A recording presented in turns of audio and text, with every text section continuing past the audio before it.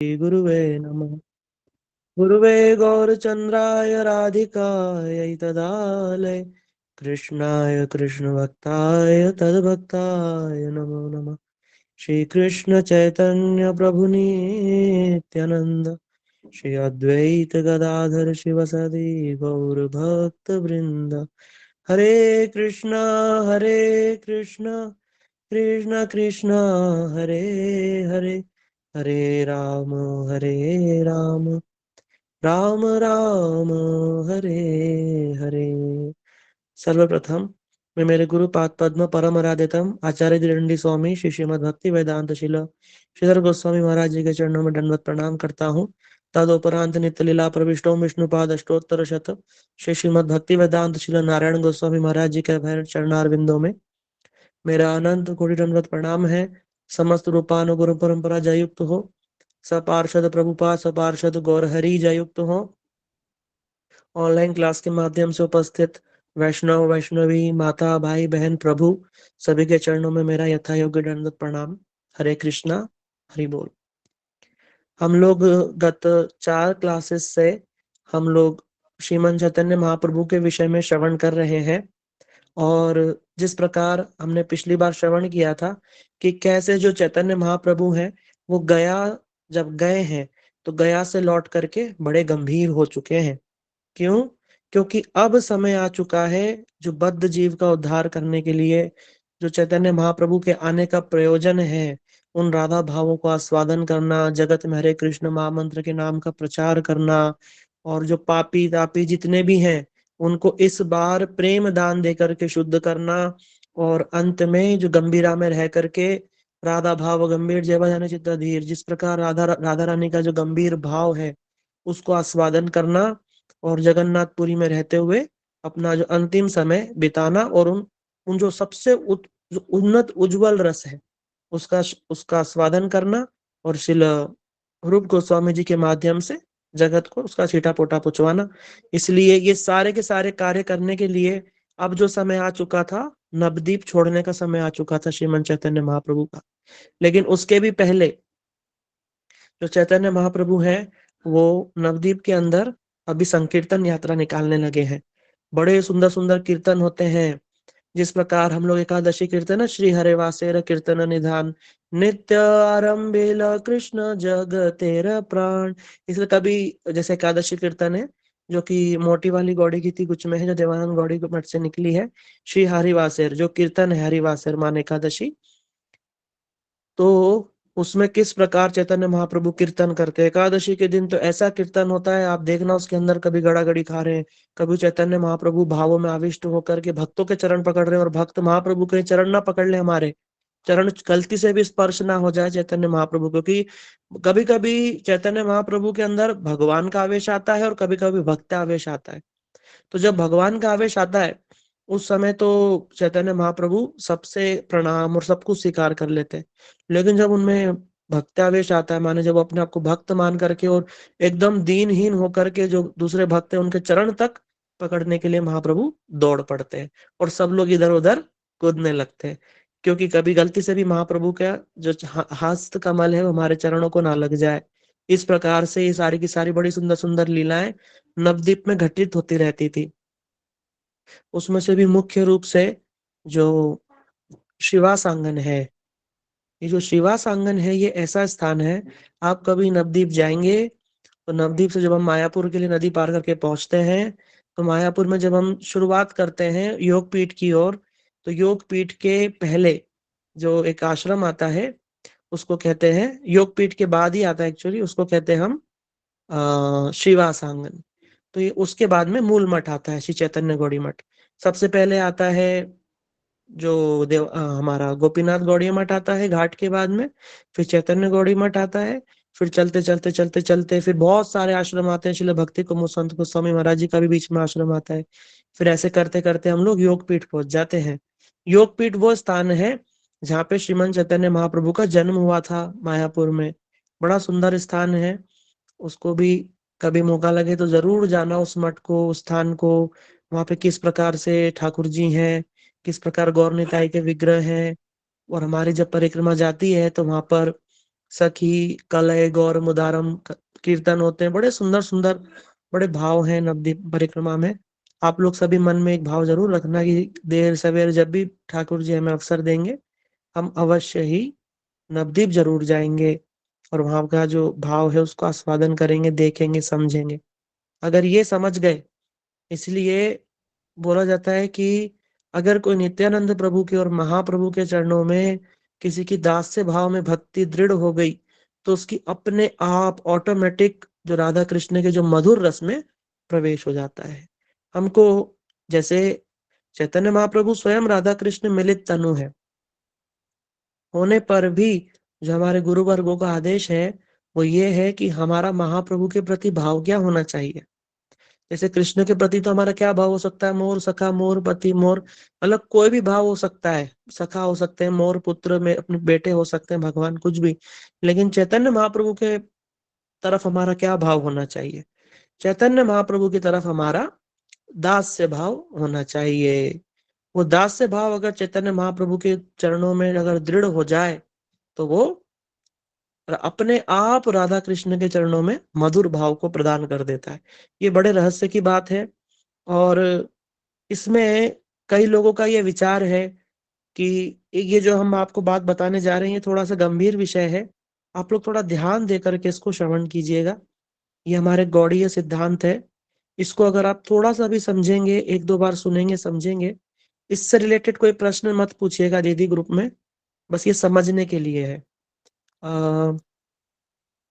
जैसे लोग कहते हैं कि राधा कृष्ण स्वयं है, नित्य है, भगवान की लीला भी नित्य है, और चैतन्य महाप्रभु भी राधा कृष्ण मिलित तनु है, नित्य है, उनका गोलोक धाम है ना, श्वेत लोक, उसमें गौर मंडल है परिधि में। तो वहां पर गौर मंडल है, वहां पे ब्रज मंडल है, वहां पर जो चैतन्य महाप्रभु अपने भक्तों के साथ में, और ये जो कीर्तन हमारे हरे कृष्ण महामंत्र का कीर्तन होता है, कीर्तन रास कहा जाता है इसको, और ये भी अद्भुत है, इसके विषय में भी क्या कहना, इसके साथ में विराजमान है। और एक और भगवान की भी लीला चल रही है। तो कुछ लोग ऐसे कहते हैं, जैसे दूसरे संप्रदाय में आदि कहते हैं कि भाई जब डायरेक्ट राधा कृष्ण मिल रहे हैं, आप लोग सब ध्यान से समझना, जब डायरेक्ट राधा कृष्ण की हम भक्ति कर सकते हैं, तो ये चैतन्य महाप्रभु की भक्ति करने का या फिर अलग से एक भगवत तत्व को बीच में रखने की क्या आवश्यकता है? एक प्रश्न है, ये एक प्रश्न है। आप लोगों को प्रश्न समझ में आया? आप लोग बोल सकते हैं, आप लोगों को प्रश्न हरे समझ में कृष्णा। आया? हरे आवाज नहीं आ कृष्ण। रही। जी प्रभु जी। जी प्रभु जी, हमारे जी मन में भी प्रभु ये जी। जिज्ञासा उत्पन्न हुई थी, ये प्रश्न आया था इससे पहले। जी प्रभु जी, हाँ। मेरे को भी आया था कि जब मेरी मतलब नहीं जा रहा था उस साइड मन, ठाकुर जी राधा रानी और कृष्ण जी दिखते थे। हाँ। लेकिन आप लोगों से सबसे सुनते हैं तो फिर सोचते हैं कि नहीं होंगे ये भी प्रभु भगवान ही है, तभी हमें जाना है। बट क्यूरियोसिटी थी इस क्वेश्चन की मन में। ठीक है, तो इसका उत्तर हम श्रवण करते हैं। ठीक है, अब जब इस उत्तर को आप श्रवण करेंगे, गैना दीदी आप इसको ध्यान से श्रवण कीजिएगा, और नेक्स्ट टाइम जब भी बीच में क्लास का टाइम रहेगा, 10 मिनट लेकर के आप इस पर फिर से एक बार बोलेंगे इस विषय पर कि चैतन्य महाप्रभु का जो ये अवतार है, चैतन्य महाप्रभु की जो लीला है, इसमें प्रवेश इतना इम्पोर्टेंट क्यों है। ठीक है ना, उसको हम समझते हैं। देखिए, राधा कृष्ण की भक्ति हम करेंगे तो हमारा जो भाव है, हम केवल उसको उतने, और भगवान का जो लीला है, भगवान का जो माधुर्य है वो अपार है, उसको हम आस्वादन नहीं कर सकते। जैसे उदाहरण देते हैं, जैसे कि एक बहुत बड़ा समुद्र है, या फिर समझ लो कि एक भगोना भर के चाशनी है या शहद है, और एक चींटी है, कितना उसका आस्वादन कर पाएगी? बताओ, क्या आस्वादन चींटी का सामर्थ्य है? आप लोग बताओ, क्या चींटी का सामर्थ्य है उस रस को आस्वादन कर ले? वो नहीं चींटी प्रभु जी। के वो चींटी के स्तर पे ही उसे आस्वादन करेगी। इतना बात समझ में आई आप सबको? ये इंपॉर्टेंट है, इतना समझ लेना ध्यान से। अब क्या होता है कि अब आते हैं हम राधा कृष्ण की, ठाकुर जी की लीला में। उसमें दरअसल बात ऐसी है कि राधा जी के जो भाव हैं वो इतने गूढ़ हैं, इतने निगूढ़ हैं कि उसको कृष्ण तक नहीं समझ पा रहे हैं। और अब कृष्ण जो हैं वो स्वयं राधा जी का भाव लेकर के आए हैं, और उसमें भी एक जो विशेष रस को देने आए हैं, जिसको कहा जाता है उन्नत उज्ज्वल रसाम स्वभक्ति श्रियम। स्वभक्ति श्री माने जैसे एक पेड़ है ना, पेड़ के ऊपर एक बेल चढ़ गई तो उस पेड़ की सुंदरता और बढ़ गई। उस बेल के अंदर सुंदर सुंदर पत्तियां आ गई, है ना, और टहनी आ गई तो और सुंदरता बढ़ गई। फिर उस बेल के अंदर छोटे छोटे पुष्प या मंजरी लग गई, तो अब जो वो जो पुष्प मंजरी है वो बहुत सुंदर ब्यूटी को बढ़ा देते हैं। ठीक इसी प्रकार जो राधा कृष्ण की लीला है, उसमें जो मुख्य जो लीला होती है वो राधा कृष्ण की ही होती है, लेकिन उनमें जो ये सखियां हैं, जैसे गाते ना, ललिता विशाखादि जत सखी वृंद, जो ये सखियां हैं, है ना, ये क्या करती, उसकी और ब्यूटी बढ़ा देती है। लेकिन जहां तक अब तक, मतलब जब तक चैतन्य महाप्रभु नहीं आए थे, एक स्टेप, लास्ट स्टेप बाकी था, टॉप स्टेज बाकी थी। क्या बाकी था? मंजरी भाव। ये ना ही किसी अन्य संप्रदाय में है और ना ही हो पाएगा, क्योंकि इस तरीके की बात ही नहीं है कहीं पर भी। बात मंजरी भाव की है। चैतन्य महाप्रभु उस मंजरी भाव को देने के लिए आए थे, जो कि लुप्त पराय है। उसके विषय में तो बात ही नहीं होती, ना ही हो सकती, क्योंकि ये हमारे संप्रदाय के बाहर है ही नहीं। आप कभी सुनेंगे भी नहीं कि ये मंजरी भाव क्या होता है। गोपी भाव तो बहुत सुनने में आता है, गोपी भाव, लेकिन ये मंजरी भाव क्या होता है? मंजरियां राधा रानी के अनुगत्य में सेवा करने वाली छोटी छोटी सखियां ही होती हैं, लेकिन ये बहुत छोटी और बड़ी कोमल, और ये केवल और केवल राधा रानी के अनुगत्य में रहती हैं। ये कृष्ण तक के अनुगत्य में नहीं रहती हैं। यहाँ तक कि ये स्वच्छंद रूप से कृष्ण से मिलना तक नहीं चाहती। उनके बस एक ही बात है, वो क्या है? केवल राधा रानी की सेवा। अब प्रश्न ये उठता है कि अरे भैया, कृष्ण का रूप माधुरी है, कृष्ण की प्रेम माधुरी है, वो तो गोपियों को मिलती है, फिर ये मंजरियों को तो मिलती ही नहीं होगी। पर यहाँ पे एक विशेष बात है, जब राधा रानी के अनुगत्य में जब इस प्रकार की सेवा किसी को मिल जाए, मंजरी भाव में अगर सिद्धि मिल जाए किसी को, उस भाव में, उस रूप में अगर किसी को सिद्धि मिल जाए, तो ये इतना श्रेष्ठ है कि कोई सोच नहीं सकता। सर्वश्रेष्ठ रस है ये, सर्वश्रेष्ठ। इसलिए बोलते हैं ना, पार किया भावे जहां जगत भी। एक तो पार किया रस, उसमें भी गोपी, उसमें भी स्वपक्षा, और उसमें भी ये मंजरी भाव, जिसको अभी हम सुन रहे हैं, जिसको हमारे गुरु वर्ग खुल करके उन्होंने बताया है। ये रहस्य की बात है। तो जो मंजरियां, जब राधा कृष्ण का मिलन होता है, उसमें जिस प्रकार के प्रेम की आस्वादन राधा रानी के हृदय में होता है, उसको डायरेक्ट इनके हृदय में स्फुरित हो जाता है। डायरेक्ट जो राधा रानी आस्वादन करती हैं, वो इन मंजरियों के हृदय में आस्वादन हो जाता है। और जो राधा रानी आस्वादन करती हैं, वो ललिता विशाखा आदि सखियां नहीं कर सकती हैं। और वो जो आस्वादन राधा रानी का सर्वश्रेष्ठ होता है, जिसको जानने के लिए भगवान स्वयं महाप्रभु बन करके आए हैं। इसीलिए ये जो मंजरी भाव है, ये टॉप मोस्ट है, टॉप मोस्ट। और ये राधा रानी के पक्ष में ही रहना चाहते हैं हर समय। अगर कृष्ण कभी उनको बोले कि हम आपसे बात करना चाहते हैं, तो वो तो भाग जाते हैं वहां से, ऐसी मंजरी होती केवल राधा रानी। इसलिए इसलिए बोलते हैं हमें तो राधा पक्षपाती सदा। ये कीर्तन भक्ति विनोद ठाकुर जी ने लिखा है, अयोग्य किंकरी विनोद धरी छे पाए। मैं तो कीर्तन ही भूल गया। हाँ, ललिता सखी योग्य किंकरी विनोद धरी छे पाए। श्री राधा कृष्ण पद कमले मन के मोने भजिबे चरण कम।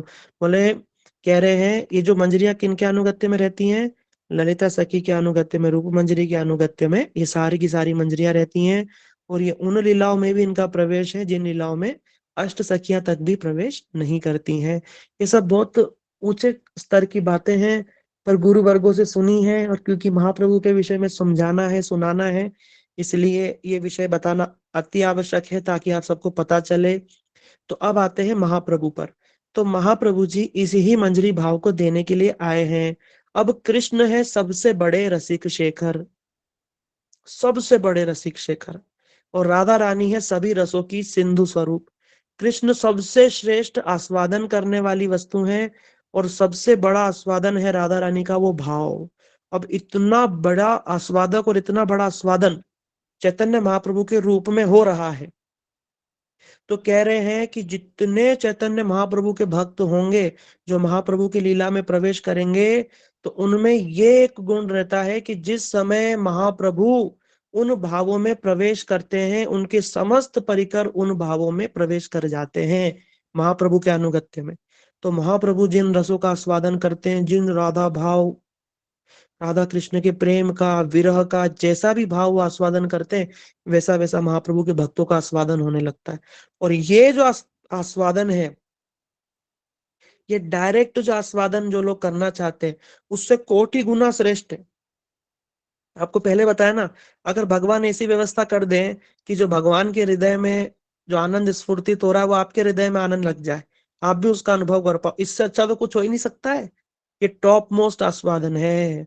इसीलिए चैतन्य महाप्रभु की लीला में प्रवेश करना अति आवश्यक। और दोनों हाथ में लड्डू। इधर जब महाप्रभु के यहाँ पर तो संकीर्तन रास हो रहा है, वहां तो राधा कृष्ण की रास में राधा रानी मुख्य है, वहां पे कृष्ण जो है इतना कुछ नहीं, लेकिन यहाँ महाप्रभु सबको गले लगाएंगे, सबको प्रेम देंगे, सबको कभी किसी को गले लगा के लिपटेंगे, कभी किसको कभी किसको। और यहाँ पे किसी भी प्रकार का वो नहीं। और राधा कृष्ण की लीला में हैरार्की है, वहां अनुगत्य में चलना होगा। यहाँ भी अनुगत्य है, लेकिन यहाँ पर बड़ा प्रेम है, बड़ा माधुरी, यहाँ पे भक्ति का आनंद भी बना हुआ है साथ साथ में। इसलिए महाप्रभु के अनुगत्य में उस गोपी भाव को, उस मंजरी भाव को आस्वादन करना सर्वश्रेष्ठ रस है। इसलिए ये जो रस है, इसको भगवान ने कभी नहीं देते हैं, ब्रह्मा के एक दिन में एक बार आकर के भगवान इस रस को देते हैं, जिसको कहा जाता है उन्नत उज्ज्वल रसाम स्वभक्ति श्रियम हरिपुरट सुंदरम कदम संदीपिता सदा हृदय कंदरे स्फुरतवा सची नंदन। इसीलिए ये जो महाप्रभु की जो लीला है वो अत्यंत आवश्यक है, अत्यंत। इसलिए आप लोग सब प्रार्थना कीजिए, भले ही समझ में आए या नहीं आए, अगर महाप्रभु की लीला में हमारा प्रवेश हो जाए, और महाप्रभु बहुत दयालु हैं, कृष्ण, राधा कृष्ण जो है वो बहुत दूर की वस्तु, बहुत ही ज्यादा दूर की वस्तु, लेकिन सुलभ हो जाएंगे गुरु वर्गों के आशीर्वाद से, गुरु वर्गों के कृपा से सुलभ हो जाते हैं। लेकिन हमारे जो गुरुवर कृपा करेंगे, तो क्या कृपा करेंगे कि एक स्वरूप में महाप्रभु की लीला में और एक स्वरूप में राधा कृष्ण की लीला में प्रवेश होगा। इसलिए जब आप नवद्वीप परिक्रमा जाते हैं तो गुरुदेव खास करके बोलते हैं कि जो नवद्वीप का जो जो निर्दया घाट है, बोला यहाँ डुबकी यहाँ लगाओगे और निकलोगे ब्रज के केशी घाट में। क्यों? क्योंकि नवद्वीप के भाव में डूबना माने ब्रज के मधुर रस में प्रवेश हो जाना। आप सभी को ये बात थोड़ी थोड़ी समझ में आ रही है कि महाप्रभु की लीला में क्यों प्रवेश करना है, हमें क्यों ये श्रवण करना है, क्यों महाप्रभु की शिक्षाओं को अपने जीवन में उतारना है, क्यों ये महाप्रभु की लीला को समझना है कि महाप्रभु क्या स्वादन कर रहे थे। ऐसा स्वादन कभी आपने सुना है किसी संत का, या किसी का कोई सुना है कि कोई राधा रानी के भावों में ऐसा विलीन हुआ कि उसके हाथ 12-12 फीट लंबे हो जाए, शरीर इतना लंबा हो जाए कि सारे सारे के सारे जॉइंट्स खुल जाए हाथों के, या फिर प्रेम में इतना सिकुड़ जाए, जैसे कछुआ होता है ऐसे महाप्रभु सिकुड़ जाते थे।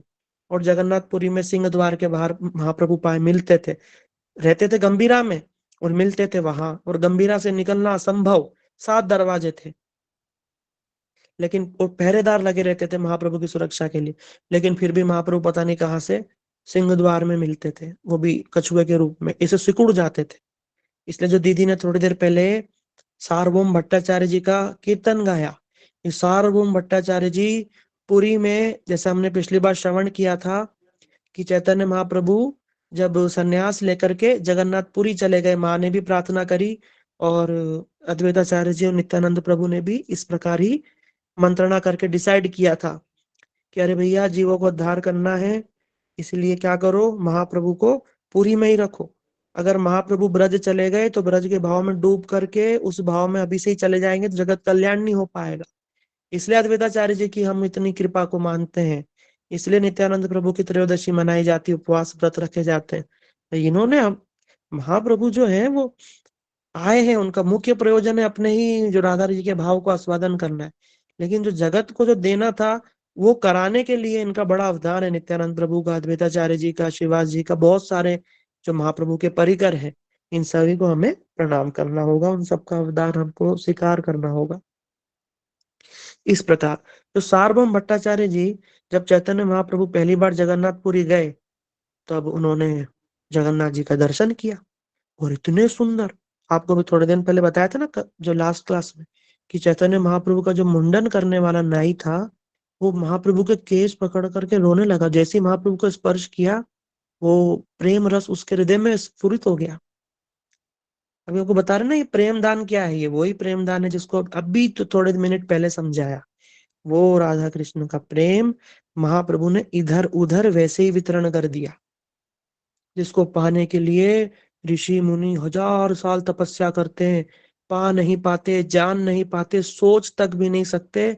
महाप्रभु ने इधर उधर जिसको देखा उसको वो प्रेम दे दिया।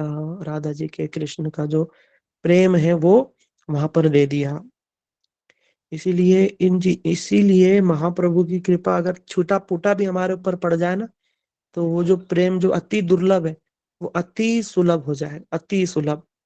इसलिए सार्वभौम भट्टाचार्य जी ने देखा कि एक सुंदर सन्यासी, लंबे चौड़े सुंदर गोरे तप्त कांचन वर्ण और शिखा सूत्रधारी, है ना, इतने सुंदर।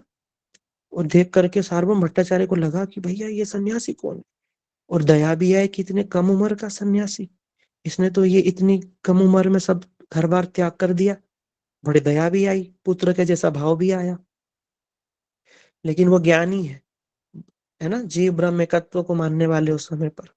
अब क्या हुआ कि जब जगन्नाथ जी का दर्शन किया चैतन्य महाप्रभु ने, तो जगन्नाथ नहीं तुम्हें साक्षात ब्रजेंद्र नंदन, और कृष्ण को सिंह द्वार की तरफ से महाप्रभु ने इस प्रकार दर्शन किया जैसे केवल कृष्ण का ही दर्शन हो।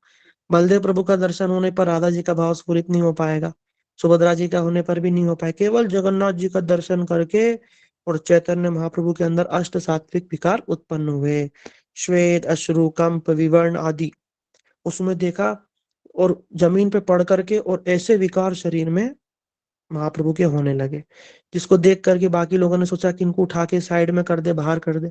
लेकिन सार्वभौम भट्टाचार्य जी समझ गए, क्योंकि ज्ञानी थे, सर्वशास्त्र निपुण थे, सब जानते थे शास्त्र में क्या लिखा है, ज्ञानी तो थे पर शास्त्र पढ़े लिखे थे। वो समझ गए कि ये जो भाव, ये जो अष्ट सात्विक भाव है, और ये सारे के सारे एक साथ एक ही मनुष्य में उत्पन्न होना अति असाधारण है। ये साधारण नहीं, असाधारण है। इसको देख करके सार्वभौम भट्टाचार्य जी ने सबको बोला थोड़ा पीछे हटो, फिर अपने कुछ सेवकों को बुलाया और बोले कि इनको उठा करके हमारे घर में ले आओ। उनके घर में महाप्रभु रहे, फिर देर सवेर उन पे कृपा हुई और सार्वभौम भट्टाचार्य जी ने महाप्रभु का षडभुज रूप का दर्शन किया। बोला श्रीमान चैतन्य महाप्रभु की जय। षडभुज दर्शन, जिसमें राम जी के 2 हाथ, कृष्ण जी के 2 हस्त और चैतन्य महाप्रभु का दंड कमंडल, इस प्रकार षडभुज 6 भुजाओं वाला रूप श्रीमन चैतन्य महाप्रभु ने किन्हें दिखाया? सार्वभौम भट्टाचार्य जी को दिखाया। वो घर आज भी है, वहीं पर ही गंगा माता जी का भी स्थान है। इसलिए ये सारे स्थान आज जगन्नाथपुरी में हैं। ये हम अभी जो कथा सुन रहे हैं ये जगन्नाथपुरी की सुन रहे हैं। उसके बाद चैतन्य महाप्रभु निरंतर जगन्नाथपुरी आने जाने लगे, और इसी बीच जब सार्वभौम भट्टाचार्य जी से महाप्रभु की घनिष्ठ मित्रता हो गई, और सार्वभौम भट्टाचार्य जी को महाप्रभु ने कहा कि तुमने जो मेरा रूप देखा है, खबरदार इसको किसी को मत बताना, किसी को मत बताना। सार्वभौम भट्टाचार्य जी ने हाथ जोड़ करके कहा ठीक बात है प्रभु, हम क्यों किसी को बताएंगे, आपकी आज्ञा ही नहीं है तो। बस उसके बाद में सार्वभौम भट्टाचार्य जी जो थे, जो ज्ञानी थे, वो एकदम शुद्ध भक्त हो गए, महाप्रभु के अनुयायी हो गए। और किस प्रकार देखो उन्होंने कीर्तन लिखा था जो हमारी जो हिराद्री दीदी ने गाया था, कितना सुंदर गाया था। अब आगे चलते हैं। जो यही सार्वभौम भट्टाचार्य जी जो है, अब महाप्रभु जाना चाहते हैं दक्षिण भारत में। क्यों?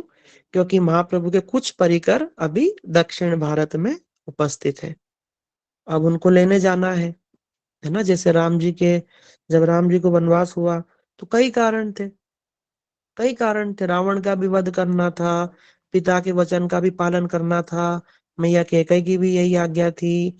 उसके बाद धनु दैत्य का वध करना था, उसके बाद में शबरी माँ से मिलना था, हनुमान जी से मिलना था, सुग्रीव से मित्रता होनी थी, विभीषण आदि से संबंध होना था। बहुत सारे कार्य थे।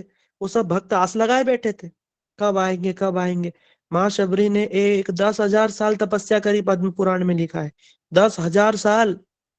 इसलिए जब प्रभुपाद ने जो हमारा उपदेशामृत है, रूप गोस्वामी जी ने उपदेशामृत लिखा है, उसका जो श्लोक है ना, उत्साह, भक्त को कैसा होना चाहिए, भक्त के अंदर क्या गुण होने चाहिए, उत्साह, निश्चयात, धैर्य, तत्त कर्म प्रवर्तना, संग त्यागा, सतो व्यक्ति, सद्वीर भक्ति प्रसिद्धति। बोला ये 6 प्रकार के गुण भक्तों में होना चाहिए, उत्साह, निश्चय, धैर्य, इस प्रकार के ये जो गुण है ये भक्तों के अंदर होना चाहिए। और आप देखो माता शबरी के अंदर ये सारे ही गुण थे, तो क्यों नहीं राम आएंगे, क्यों नहीं आएंगे। उत्साह माने रोज सुबह उठ करके और ये सोच करके कि आज आज गुरु जी ने कहा था एक दिन राम अवश्य आएंगे अपने छोटे भाई के साथ में। अब कब आएंगे इन्हें तो बताया ही नहीं, गुरु जी चले गए। बोला बताए क्या मालूम कल ही नहीं आ जाए। तो यही सोच सोच के रात में सोती है माँ शबरी, सुबह उठती है, उठ करके वही फूल चुनना, वही शिद्दत से फूल चुन करके लाना, वही फल चख चख करके लेकर के आना पेड़ के नीचे से उठा करके, वही रास्ते में फूल बिछाना, राम राम जपते जपते, और रात भर इंतजार करना। उत्साह माने रोज सुबह यही उत्साह उनका रहता था। धैर्य, धैर्य माने 10,000 साल इंतजार करना, रास्ता ही ताकते रहना, ये होता है धैर्य। और निश्चयात, निश्चय माने गुरु जी ने कहा है तो एक दिन राम आएंगे ही आएंगे, निश्चय, पूर्ण विश्वास, रक्षयति इति विश्वासो, भगवान हमारी रक्षा करेंगे, भगवान हमें दर्शन देंगे, ये वचन पे पूरा निश्चय होना चाहिए। इस प्रकार से उपदेश है ये, उपदेशामृत का ये श्लोक है। उत्साह, निश्चयात, धैर्यात, तत्त कर्म प्रवर्तनात्। इसका फल क्या हुआ? फल ये हुआ कि राम जी चलते चलते चलते चलते एक दिन पंपा सरोवर के तीरे और मतंग मुनि आश्रम के पास में माता शबरी की कुटिया में चले आए। और शबरी माँ फूल बिछाते बिछाते देखती कि कुछ सुंदर सुकुमार आ रहे, बोल रहे अरे बच्चों थोड़ा उधर से चले जाओ, मेरे प्रभु के लिए फूल बिछा रही हूँ, थोड़ी तो कृपा करो। वो बोलते हैं कि आप कौन है माँ? जैसे सुना माँ ऐसे सुंदर शब्द, तो मुंह उठा के देखती हो तुम कौन हो? तो वो कहते हैं कि मैं दशरथ नंदन राम हूँ और ये मेरे छोटे भाई लक्ष्मण है। तो शबरी के होश उड़ गए कि मेरे गुरुजी ने कहा था और राम आएंगे, और आज राम आ गए। और फूट फूट के जो रोई है और उनके चरण पकड़े हैं प्रभु श्री राम के, और रोते रोते, पानी की आवश्यकता नहीं पड़ी, अश्रु से चरण दोनों के धुलाए।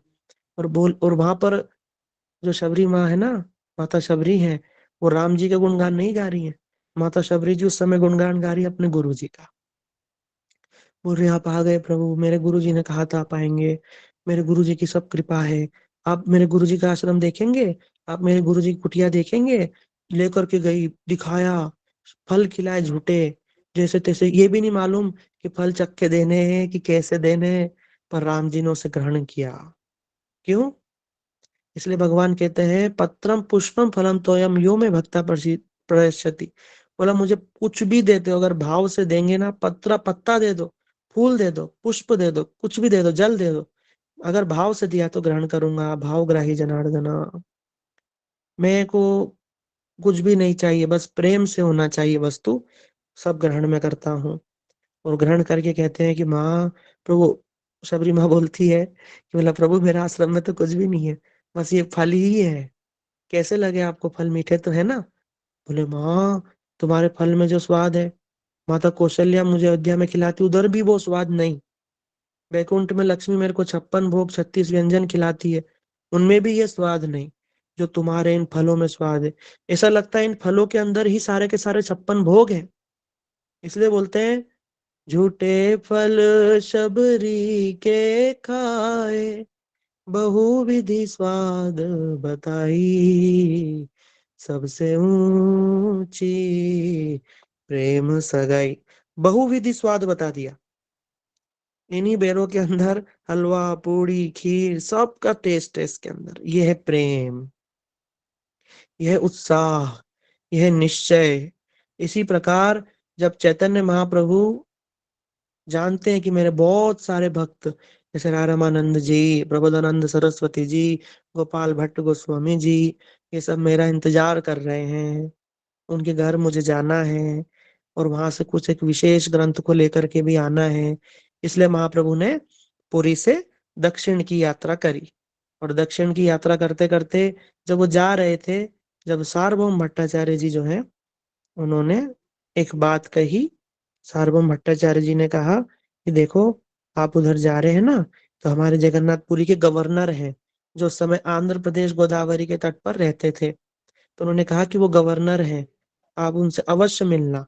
आपकी, क्योंकि पहले मुझे भक्ति की बातें बिल्कुल समझ में नहीं आती थी, बिल्कुल समझ में नहीं आती थी भक्ति की बातें। लेकिन अभी जब से मैं आपसे मिला हूँ, आपकी कृपा हो गई, अब मैं समझ रहा हूँ कि राय रामानंद जी मुझे क्या देना चाहते थे। इसीलिए इसीलिए जो इसीलिए आप उनसे एक बार अवश्य रास्ते में मुलाकात करना। तो जब महाप्रभु गए, वहां पर महाप्रभु ने सार्वभौम भट्टाचार्य जी से गोदावरी के तट पर मिले। एक अपूर्व मिलन हुआ भक्त और भगवान का। कि राय रामानंद जी और कोई नहीं, जो राधा कृष्ण की लीला के अंदर जो विशाखा सखी हैं, वो ही है। कौन? श्री राय रामानंद जी। और उनको किस प्रकार उन्होंने महाप्रभु से भेंट हुई और महाप्रभु और उनका संवाद हुआ, जिसको चैतन्य चरितामृत में राय रामानंद संवाद के नाम से बुलाया जाता है। और इसके अंदर महाप्रभु ने प्रश्न किए हैं और राय रामानंद जी ने उत्तर दिए हैं। कहो राय साधने, मतलब उन्होंने साध्य और साधन का विषय वहां पर महाप्रभु ने छेड़ा कि साध्य क्या है, साधन क्या है, भगवान को प्राप्त करने का उपाय क्या है। तो उन्होंने स्टेप बाय स्टेप बोलते गए। उन्होंने पहले बोला, उन्होंने पूछा कि बताओ सर्वश्रेष्ठ क्या है, साध्येर निर्णय कहो राय, साध्येर निर्णय बताओ सबसे बड़ा साध्य क्या है। तो महाप्रभु ने, तो राय रामानंद जी कहते हैं वर्णाश्रम धर्म का पालन। बोला इहो भारी, आगे कहो आर। बोला ये तो बाहर की बात है, वर्णाश्रम का पालन ये ठीक है, बोला आगे बताओ। ऐसे करते करते करते करते गीता पर आए। गीता में बोला सर्वधर्मान परित्यज्य, उसको भी महाप्रभु ने कह दिया इहो भारी, आगे करो आर। बोला ये तो बाहर की बात है, आगे की बात बताओ। इसमें भी स्वार्थ है कि मैं भगवान के शरण में जाऊंगा तो भगवान मेरे दुख कष्ट मिटा देंगे, ये भी स्वार्थ है, प्रेम तो आया ही नहीं अभी। आगे आगे करते करते करते करते जब तक वो उस भाव तक नहीं पहुंचे, जब तक वो अंतिम लक्ष्य तक नहीं पहुंचे, जब तक ये प्रश्न उत्तर चलता रहा। इसको ही कहा जाता है राय रामानंद संवाद। और ये चैतन्य चरितामृत का हीरा स्वरूप, इतना सुंदर ये संवाद है। इसलिए महाप्रभु की जो रूप शिक्षा, सनातन शिक्षा, राय रामानंद संवाद, जगन्नाथ लीला आदि, इस प्रकार से खंड है चैतन्य चरितामृत में। और इसी में ही ये सारे के सारी महाप्रभु की शिक्षा दर्ज है ना। जब भी रघुनाथ दास गोस्वामी को महाप्रभु ने शिक्षा दी, रूप गोस्वामी जी को दी, सनातन गोस्वामी जी को दी। और ये राय रामानंद संवाद तो बहुत ही सुंदर है। इसको कोई पढ़ ले तो इतने सारे उत्तर मिलेंगे कि अरे साध्य क्या है, साधन क्या है, भक्ति कैसे करनी, किसके जैसी करनी है, क्यों करनी है। और जिन जिन चीजों को हम जगत में बहुत श्रेष्ठ मानते हैं, उनको तो महाप्रभु ने बिल्कुल नकार ही दिया है। दान, वर्णाश्रम, धर्म, जिसको हम बिल्कुल श्रेष्ठ मानकर चलते हैं, महाप्रभु ने उसको बिल्कुल बाहर का ही बता दिया है।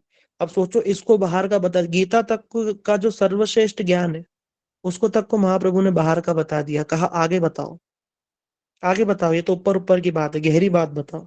तो वो गहरी बात क्या होगी, फिर भागवत में जाते हैं, फिर ऐसे करते करते फिर अंत में वो उन्नत उज्ज्वल रस।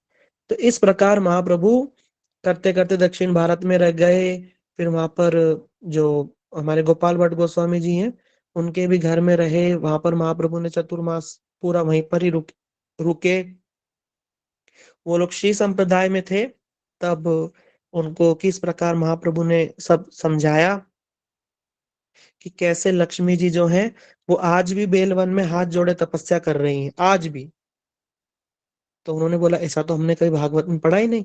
तो महाप्रभु ने कहा कि जाओ भागवत पढ़ो, वैष्णव स्थान है। बोले इसलिए हम कहते हैं कि शुद्ध वैष्णव के अनुगत्य में ही भागवत को पढ़ना चाहिए। तब उन्होंने बताया कि कैसे भागवत के अंदर जो यज्ञ पत्नी स्तुति कर रही है उसके अंदर उन्होंने कैसे बनाया विहाय कामात, मतलब किस प्रकार लक्ष्मी जो है वो वन को छोड़ करके और मतलब नारायण को छोड़ करके कैसे बेल वन में आज भी तपस्या कर रहे हैं। इसको सुन करके उनको बड़ी हैरानी हुई कि हमने कभी इस प्रकार भागवत पढ़ते थे पर कभी इस पे ध्यान ही नहीं दिया। ये सुनते सुनते ये महाप्रभु की ये सारी की सारी लीला उस समय पर होती चली गई और ऐसे करते करते महाप्रभु वहां से पुनः लौटे। जब वहां से लौटे तो दो वस्तु लेकर के महाप्रभु आए थे। एक तो कृष्ण कर्णामृत, बहुत सुंदर ग्रंथ है कवि कर्णपुर का, और एक ग्रंथ लेकर के आए थे जो कि ये जो वो हम लोग गाते ना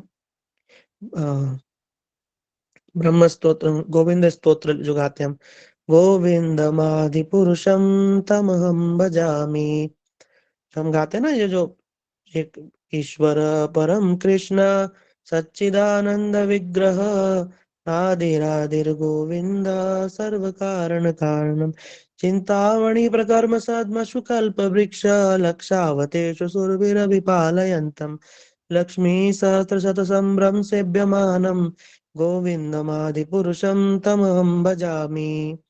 तव पाद पल्लव युगम निधाय कुंभ द्वंद्वे प्रणाम समये सगणाधिराज विघ्नान विहन्तु मलमस्य जयत्र जस्तम गोविंदमादि पुरुषम तमहम भजामि। गणेश जी बताया कि कैसे गणेश जी जो है विघ्न विनायक कैसे हैं, नरसिंह भगवान के चरणों को अपने शीश पे धारण करके गणेश जी सबके विघ्नों को हरते हैं। ब्रह्मा जी का जो तेज है वो ब्रह्म जो जिसको लोग ब्रह्म बोलते हैं वो भगवान की कैसे अंग कांति है, छटा है, माया क्या है ना, माया सदा त्रिगुणानि सुते त्रैगुण्य तद्विषय वेद विषय विदाय माना सत्वावलंबी पर सत्व सुशुद्ध सत्वम गोविंद, मतलब एक एक तत्व को इसके अंदर, इसलिए महाप्रभु ये मांग करके लाए वहां से, लिखवा करके कॉपी बना करके वहां से लेकर के आए हैं दो ग्रंथ कृपा करके। इसीलिए ये दो ग्रंथ हमारे अनमोल हैं, कवि कर्णपुर के ये जो ग्रंथ है कृष्ण कर्णामृत और ये वाला, नहीं नहीं कवि कर्णपुर का नहीं है कृष्ण कर्णामृत, बिल्वा मंगल ठाकुर जी का है, बिल्वा मंगल ठाकुर जी का है कृष्ण कर्णामृत। और एक ये ग्रंथ है आ, गोविंद स्तोत्र जो हम गाते हैं ना, ब्रह्म स्तोत्र जो सुबह गाते हैं, ये लेकर के महाप्रभु वहां से लेकर के आए थे। तो इस प्रकार जो है महाप्रभु वहां से ग्रंथों को ले आए, अपने भक्तों को ले आए, है ना, जैसे गोपाल भट्ट गोस्वामी में से मुख्य है, रामानंद जी से संवाद हो गया और जो देना है वो देने का क्रम भी बन चुका है। ऐसे करते करते अंत में महाप्रभु जो है वो पुरी में रहे हैं और अभी रूप सनातन आदि से भी महाप्रभु का मिलना भी बाकी है। जो रूप गोस्वामी जो है ये रूप मंजरी है राधा कृष्ण की लीला में। जैसे हम सबने सुना है कि जितने भी परिकर महाप्रभु की लीला में है सब कृष्ण के परिकर ही हैं जो कि महाप्रभु की लीला में कुछ बन करके आए हैं। जैसे अर्जुन और अर्जुना सखी ये सब राय रामानंद जी के अंदर में ही है, विशाखा सखी भी उन्हीं के अंदर में है। इसी प्रकार जो पांडव हैं ये भी पंचपुत्र संगे नाचे राय भावानंद, भावानंद राय हैं वो पांडु हैं और ये पंचपुत्र उन्हीं के ही पुत्र हैं, उनमें से एक राय रामानंद जी भी हैं। और सारे के सारे परिकर कृष्ण के, चाहे द्वारका के हो, चाहे ब्रज के हो, चाहे मथुरा, सारे के सारे महाप्रभु की लीला में है। इसीलिए हमने महाप्रभु के विषय में सभी श्रवण किया है। कुछ एक्स्ट्रा तो नहीं हो गया, मेरे को लग रहा है आज कुछ ज्यादा ही हो गया, आप लोगों के ऊपर से तो नहीं चला गया। इसलिए आप लोग अभी प्रश्न कर लीजिए ताकि जो डाउट है वो पूरा का पूरा क्लियर हो जाए। फिर क्योंकि महाप्रभु अब जब पुरी में आए हैं तो सन्यास लेकर के आए हैं, और एक बार हम लोग क्लास में जगन्नाथ रथ यात्रा महाप्रभु की श्रवण करेंगे कि किस प्रकार महाप्रभु जगन्नाथ रथ यात्रा किया करते थे, गुंडीचा मंदिर मार्जन कैसे उत्साह के साथ करते थे, और गुंडीचा मंदिर मार्जन क्या होता है ये भी हम श्रवण करेंगे, ताकि जब अभी अगली बार जगन्नाथ रथ यात्रा आएगी तो हम सबको पता रहे कि वो सब लोग क्या करने जाते हैं मंदिर में झाड़ू मारने, उसके पीछे का रहस्य क्या है, रथ यात्रा क्या है, रथ यात्रा के पीछे का रहस्य क्या है, कि रथ को क्यों खींच करके वहां ले जाते हैं, जगन्नाथ जी ऐसे बावलों की तरह कैसे बाहर निकल करके आते हैं, जगन्नाथ का रूप क्या है, ये सब हम धीरे धीरे जानेंगे, जो कि महाप्रभु के अनुयायी जिस भाव में जगन्नाथ जी की पूजा करते हैं। यही बोल करके आज की कथा को हम विराम देते हैं और आप सबके प्रश्न के लिए इस चैनल को ओपन करते हैं।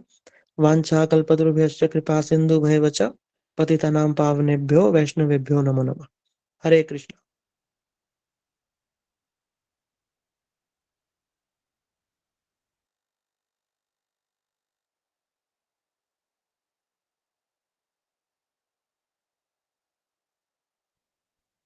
हरे कृष्णा प्रभु जी, दंडवत प्रणाम।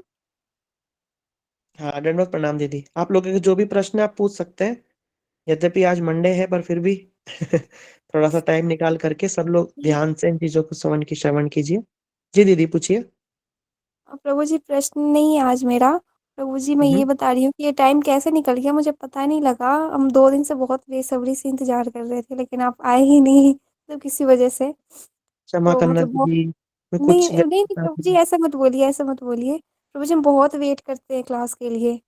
मैं बस ये बताना चाह रही हूँ।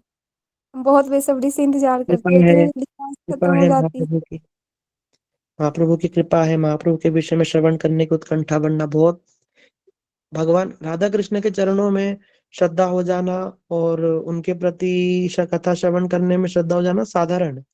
लेकिन महाप्रभु के विषय में श्रद्धा हो जाना, उनके नाम में, धाम में, काम में अगर श्रद्धा हो जाए तो बस समझो उद्धार का बिल्कुल निकट आ गए हम लोग। इसलिए महाप्रभु बहुत बहुत मतलब, ये तो एक्सपीरियंस करने वाली बात है। अब क्या कहें, लगे रहिए, बस यही कह सकते हैं। हरे कृष्णा। और किसी का कोई प्रश्न है या कुछ कहना चाहते हैं कि आपको कुछ समझ में आया, या कोई ऐसी बात जो आप बताना चाहते हैं वो भी बता सकते हैं।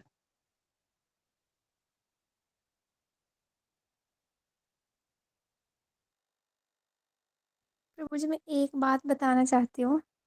ये जो आपने यात्रा से रिलेटेड आज जो कथाएँ की उसके रिगार्डिंग हाँ जी प्रभु दीदी। जी जब मैं सोचती हूँ यात्रा के बारे में अभी तक मुझे ऐसा सौभाग्य नहीं मिला है कि यात्रा हो। तो प्रभु जी जैसे कि मैं वृंदावन के बारे में सोचती हूँ, तो मैं सोचती हूँ कि मैं वृंदावन जाऊँ और मेरी इच्छा है वो पता नहीं अच्छी है, बुरी है, कैसी है पता नहीं मुझे। मुझे ऐसा लगता है कि मैं जाऊँ, तो वहाँ पे चाहे तो मेरे को राधा रमन जी के दर्शन ना हो, चाहे तो बांके बिहारी जी के दर्शन ना हो। मैं वहाँ पे उन चीज़ों के दर्शन करना चाहती हूँ। तो जैसे कि हम अपने छठ गोस्वामी के बारे में सुना है कि उन्होंने कैसे-कैसे स्थान को प्रकाशित किया, वहाँ पे क्या लीलाएँ हैं, वहाँ की क्या गूढ़ रहस्य है। मेरी रुचि उस सब में ज़्यादा होती है। मतलब जो गूढ़ रहस्य है ना, जो बड़े-बड़े आचार्य हमारे बताए गए हैं, उनके बारे में, मुझे उन सब के बारे में जानना ज़्यादा अच्छा लगता है। जैसे कि अभी आप जगन्नाथपुरी के बारे में बताए, तो जगन्नाथपुरी जाए तो भगवान के दर्शन हुए, बहुत-बहुत सौभाग्य की बात है। लेकिन मेरा इंटरेस्ट सबसे ज़्यादा इसमें होता है कि वहाँ पे क्या-क्या लीलाएँ हुई, कहाँ-कहाँ हुई, कहाँ-कहाँ की वही कौन-सी जो मुख्य है दीदी। पूर्ण जो लीलाएँ हैं, मेरी इसमें वही रुचि ज़्यादा होती है। वो मुख्य है। और मैं तो आपको सजेस्ट करूंगा कि आप हो सके तो ग्रंथ पढ़ा कीजिए। सभी के सबसे निवेदन है कि कुछ भी छोटा मोटा कोई भी ग्रंथ उठा के पढ़िए, और नहीं समझ में आए तो हमसे पूछिए। जैसे किसी पेज नंबर पे समझ में नहीं आ रहा है तो उस पेज की फोटो खींच करके ग्रुप में या हमें भेज दीजिए, हम आपको समझा देंगे क्या है वहां पे। कोशिश करेंगे, हमें भी सारे ग्रंथ नहीं आते, बट पढ़ करके समझाने की, समझने की हम भी कोशिश करेंगे। कोई ना कोई ग्रंथ है, जैसे जगन्नाथ रथ यात्रा एक ग्रंथ है, वो पढ़ सकते हैं। चार आचार्य, चार चार संप्रदाय, ये ग्रंथ है, वो पढ़ सकते हैं। भक्त रसामृत, सिंधु बिंदु पढ़ सकते हैं, जैव धर्म पढ़ सकते हैं। अब पढ़ने की कोशिश अवश्य कीजिए। पढ़ेंगे नहीं तो हम पीछे ही रह जाएंगे, इसलिए पढ़ना बहुत जरूरी है। चाहे जड़ जगत हो, चाहे चिन्मय जगत हो, पढ़ा कीजिए। इसलिए गुरु वर्ग देखो ना, बार बार बोलते रहते हैं ना। अभी गुरु जी का कोटेशन आया था ना कि पढ़ो, है ना, तो पढ़ना चाहिए। ठीक है दीदी। जी, ठीक है प्रभु जी। प्रभु जी एक चीज़ मुझे ग्रंथों के बारे में ज़्यादा पता ही नहीं है, मुझे बस प्रभुपाद जी के ग्रंथों के बारे में पता है।